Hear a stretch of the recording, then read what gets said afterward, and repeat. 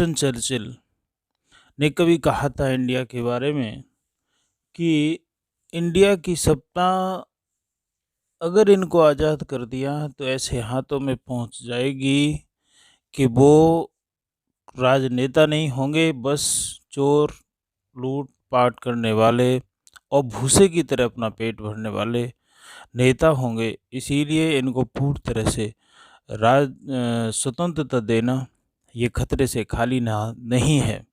ये Winston Churchill ने 1948 में कहा था और वो आज कहीं तक सच होता दिखाई देता है कि जिसके कान नहीं संवैधानिक, सांस्कृतिक और सामाजिक मूल्यों का जो न सुने, और जो किसान दिल्ली के किनारे बैठे हों उनकी वो न सुने, और कई किलोमीटर दूर बनारस में जाकर के वो दीपावली खत्म हो चुकी है फिर से वो दीपोत्सव करे, वहाँ पर लाखों रुपए का फूका जाना, और उधर अमित शाह हैदराबाद में जाकर के रोड शो में आनंद लें, तो आप क्या समझ सकते हैं कि गूंगी बैरी सरकार किसानों या फिर अन्नदाता की नहीं सुनती है।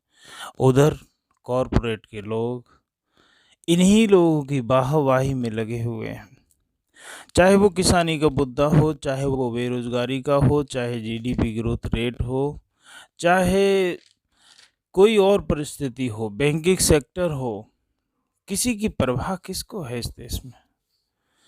बात करें अगर हम पावर सेक्टर से, किसानों की तुलना में एग्रीकल्चर फील्ड में जितना के लोन नहीं लिया गया, लेकिन एसबीआई ने पावर सेक्टर को जितना लोन दिया है, हैरत होगी जान करके कि 2 लाख करोड़ रुपए का एसबीआई ने पावर सेक्टर को लोन दिया है, और इलाहाबाद बैंक ने 4,958 करोड़ रुपए का लोन दिया है। आंध्रा बैंक ने 14,586 करोड़ रुपए का, बैंक ऑफ बड़ौदा ने 18,000 करोड़ रुपए का, इंडियन ओवरसीज बैंक ने 13,000 करोड़ का, पंजाब नेशनल बैंक ने 35,000 करोड़ रुपए का, यूको बैंक ने 11,000 करोड़ रुपए का। और उधर किसान इस ठंड में भी पानी की बौछार खा रहा है। लोग शायद है कि आज कल गर्म पानी से नहाते होंगे, उन बेचारों पर ठंड की बौछार ऊपर से, और फिर दूसरी तरफ पुलिस की लाठी डंडों और पानी की गैलन गैलन पानी उन पर फेंका जा रहा है। क्या परिस्थिति है, आखिर क्या है ऐसा मिल में, क्यों बात करने से डरती है सरकार? अगर कुछ गलत ना हो रियल में तो बात करनी चाहिए ना। एमएसपी की बात है तो आप बार बार कहते हैं एमएसपी पर ही खरीदी जाएंगी फसलें, तो उसको क्यों नहीं निर्धारित करते हैं? एमएसपी पर एक चौथा नया कानून बना सकते हैं, क्यों नहीं आखिर बनाती सरकार? बनाना चाहिए। न किसानों के कर्ज माफ़ी, जितना रुपया कॉरपोरेट सेक्टर को लोन के रूप में दे दिया जाता है वो वापस नहीं आता, और वो एनपीए के रूप में तब्दील हो जाता है। अगर हम किसानी का पैसा भी माफ़ कर दें तो कुछ किसानों को राहत मिल सकती है। उसके एवज में न बीज है, न खाद है, न दाम है, और न सिंचाई पानी की व्यवस्था है कोई, और उसके ऊपर से अगर फसल भी हो जाती है तो बिक्री भी करता है। कल ही मोदी मन की बात में बार बार समझा रहे हैं किसानों को कि आप इस तरह से नहीं हैं, कि जो भी बिल में बताया गया है वो सब सही है। क्यों आखिर आप बात नहीं कर रहे हैं? क्यों तोमर ने जो कृषि मंत्री हैं उन्होंने राकेश टिकैत को 3 दिसंबर का वक्त दिया है, क्यों नहीं तुरंत हाल बात करते हैं? आखिर वो भी तो इंसान है जो अपने हक के लिए लड़ाई लड़ रहा है। क्या होगा ये सारे के सारे एक साथ निकल आए तो क्या सरकार बच पाएगी? नहीं बच सकती। इसीलिए अपनी आवाज़ को इस देश में कहने का सबको अधिकार है, लेकिन कोई सुनता है, कोई नहीं सुनता है।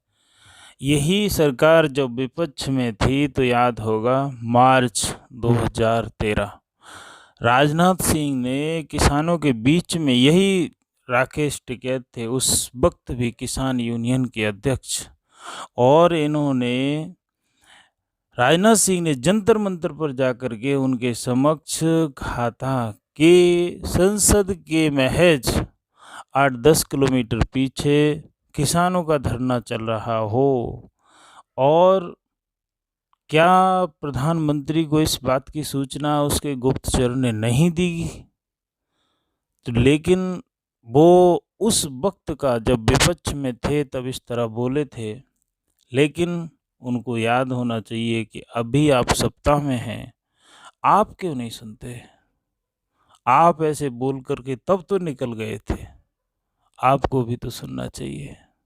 याद आनी चाहिए पुरानी बातें कि वही अन्नदाता है जो इस महामारी में पूरा सारा का सारा एक्सपोर्ट ग्रोथ, जीडीपी ग्रोथ सारी की सारी नेगेटिव है, लेकिन एग्रीकल्चर फील्ड ही पॉजिटिव है। क्यों आखिर? और उसी को परेशान किया जा रहा है नए नए नियम ला करके, नए नए कानून बना करके। क्यों आखिर? नहीं होना चाहिए, क्योंकि चाहे कोई भी इंडस्ट्री हो, iron, steel, petroleum, coal and mine steel, कोई भी हो, जितना भी बैंकों का 5 लाख करोड़ का एनपीए है, सोच करके भी हैरत होती है आखिर किसने लुटवाया बैंकों को? इन्हीं नेताओं ने कॉरपोरेट सेक्टर को दिए गए पैसे से ही बैंकें खाली हुई हैं। क्यों होता आखिर? कौन है और दूसरा? आखिर तुम क्यों नहीं सुनते हो किसानों की? और उधर रईसी में जीने वाले पीएम फकीरी की बात करते हैं। 12 एकड़ में फैला है इनका बंगला, और उसमें रहने वाले हजारों वर्कर